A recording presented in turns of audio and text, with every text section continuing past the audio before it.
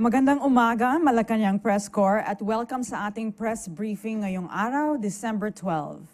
During the sectoral meeting led by President Ferdinand Marcos Jr. this morning, DOST Pag-asa and the Office of Civil Defense gave updates on the impacts of El Nino, which are felt now and is expected to extend to the second quarter of 2024. The President ordered the coordination of all the plans to mitigate the effects of El Nino on water, agriculture, energy, health, security, education, and other effects into an updated national action plan on El Nino. Joining us now is Science and Technology Secretary Renato Solidum Jr. Good morning, Secretary. Good morning. Go ahead with our briefing. Thank you. Thank you. DOST Pag-asa issued last December 6, 2023, El Nino Advisory Number 6, which states that a strong El Nino is present in the tropical Pacific, and this has further intensified, nearing its peak in the coming months, as the sea surface temperature anomalies have reached more than 1.5 degrees centigrade. Aside from that, majority of global climate models suggest that El Nino will likely persist until the second quarter of 2024. Next, please. Now, the effects of El Nino are currently felt, and they have been experienced in some areas in the country, and this is characterized by the reduction of rainfall up to 80%, which led to dry conditions or dry spells. Dry spells are episodes where there is 21 to 80% reduction of rainfall compared to the average normal months data. Below normal also would be the number of tropical cyclones in the previous months, and this has contributed to the persistence of dry conditions in some areas. Next slide, please. Now, based on recent conditions, moderate to severe drought conditions are likely from February to May 2024. And by end of May, there would be 77% of the provinces of the country will have potential for drought. That would be around 65 provinces, and 7% potential for dry spell, or around 6 provinces. And because of this, we need to further intensify our efforts to make sure that we are ready for this, especially on the various fields that were already mentioned, like health, water, agriculture, sanitation, and of course, peace and order. And we also need to involve everyone in this effort. Thank you. Thank you, Secretary Solidum. Any questions so far? Sam Medanilla, Business Mirror. For Sir Solidum, tatanong lang po namin sana kung ano po yung laman ng National Action Plan. Tsaka kung ano po yung mga possible intervention na nire-recommend ng DOST to address yung possible drought at tsaka impact po ng El Nino sa power po. Okay, thank you. Okay, ang National Action Plan, maraming laman yan, and this has actually been prepared early on when Pag-asa mentioned the possibility of El Nino. And these, the sectors that the plans are subdivided into 5 sectors: water security to ensure sufficient water supply, food security to make sure that there is stable supply of key food commodities, income losses are minimized, and access to affordable food would be expanded. On the energy security, power interruptions should be minimized. For health, outbreak of diseases and other illnesses would be managed and minimized. And for public safety, fire incidents due to El Nino, especially for the dry, grassy or forested areas, would be reduced. And there will be safe, peaceful, and orderly communities that would be maintained all over the country. So those are the 5 major plans, and the details would be done by the different concerned departments. Ivan Myrina, GMA7. Microphone, please. Comparing this year's El Nino to the previous ones that we've experienced, Secretary, gaano ho ka severe ito, or is it less severe than the ones we've experienced? Strong ang indication ng El Nino, so we have to prepare. And if I recall, may I ask is it similar to the 97-98 episode? Comparable to 97-98. And that was the worst we have ever experienced. Yes. So we need to plan ahead, and we should make it fast. As the evaluation changed from from the previous one to a strong El Nino. Are we looking at extreme temperatures, especially during the summer? Are we in for the hottest summer in recent memory? Yeah, the temperature that is forecast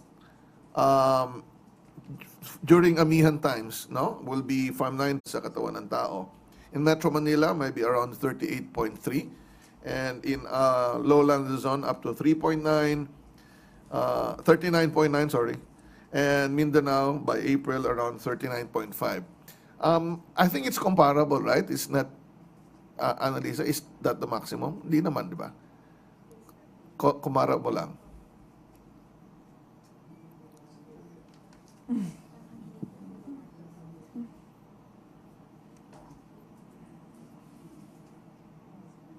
Any other questions? Nestor Corrales. Sir, you earlier mentioned that 77% of the country is predicted to experience a dry spell. Drought. Drought. Yes. May we know what provinces will be heavily hit by El Nino?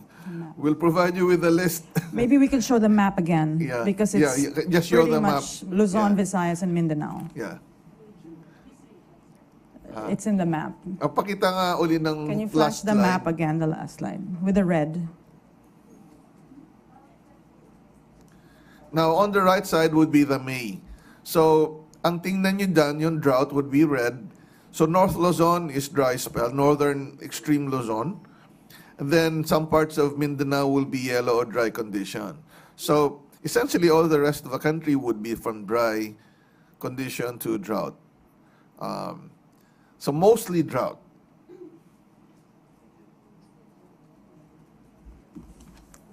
Tuesday New. Easy. Good morning, Secretary. Rates would also expand according to the forecast. And of course, that would the one important thing is to enhance the communication effort, and this will be handled by the Office of the President, so that we can have a massive information campaign on what we need to do, what the government is doing, and what our kababayan should also be doing for their counterpart.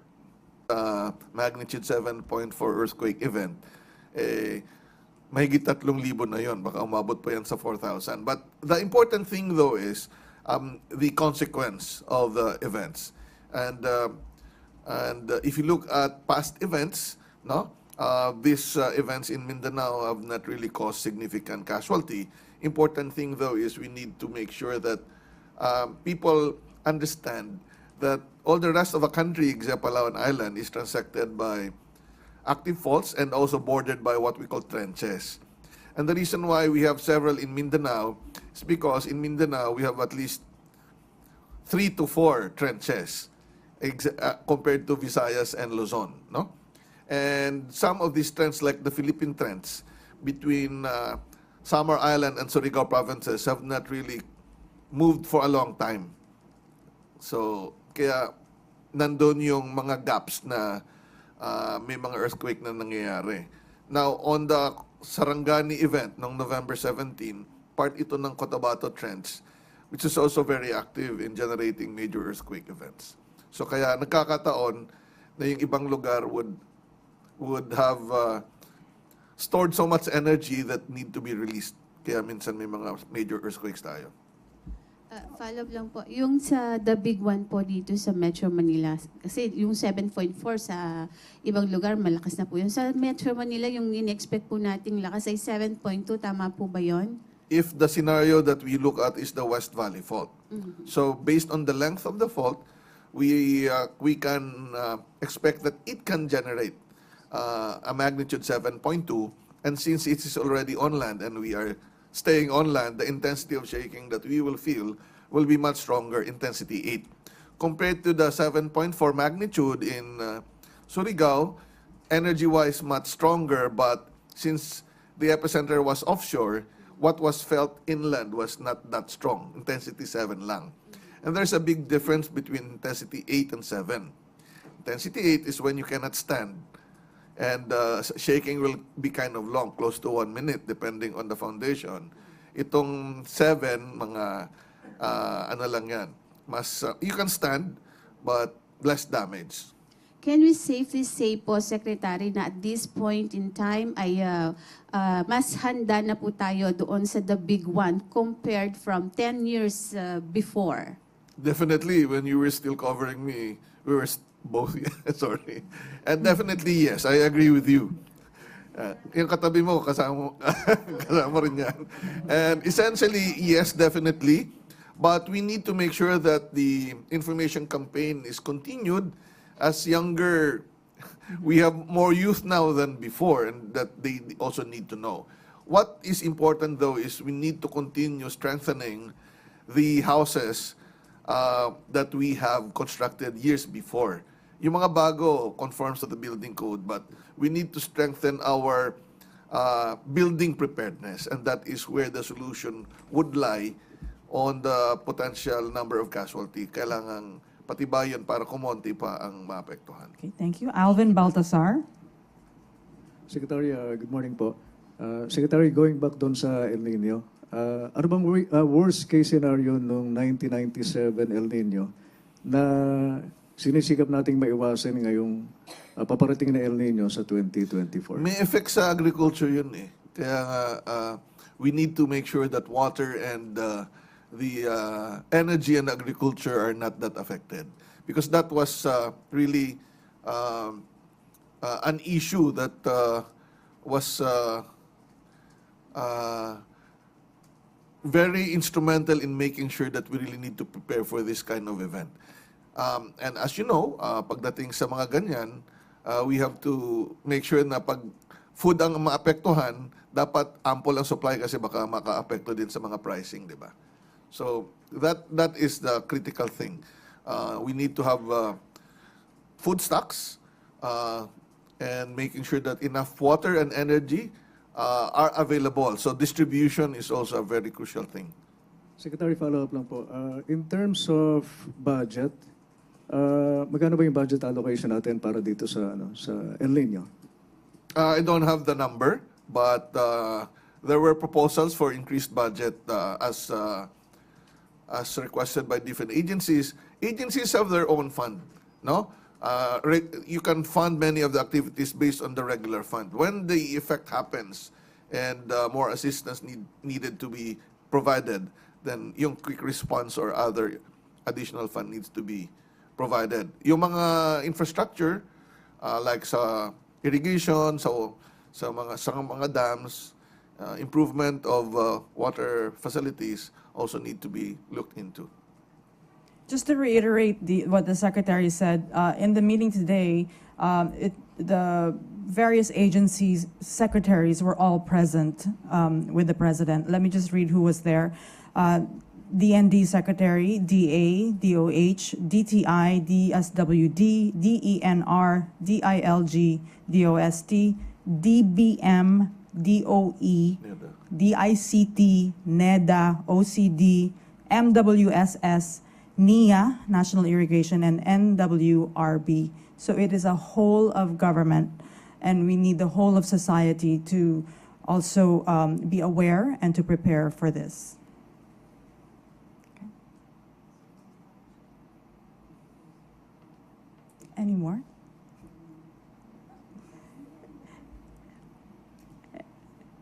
No more questions? Wala nang tanong?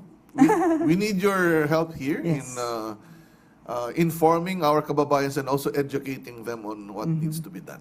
In fact, the President had also mentioned, this is not the first time he mentioned it. Earlier, I think Q2, he already said, we should have a conservation mentality. Huwag mag-aksaya. As early as now. Huwag tayo mag-aksaya ng tubig, ng ilaw. Anyway, mahal, di ba? So let's all do our part in conserving energy and water. Yeah, definitely. That's very correct. Okay, are we done? Anything else, Secretary? Well, maraming salamat sa inyo. And this kind of preparation has been done before. We need more concerted effort, though, with the strong El Nino forecast. Thank you. On that note, this concludes our press briefing this morning. Maraming salamat, Malacañang Press Corps, and maraming salamat, Secretary Solidum. Thank you.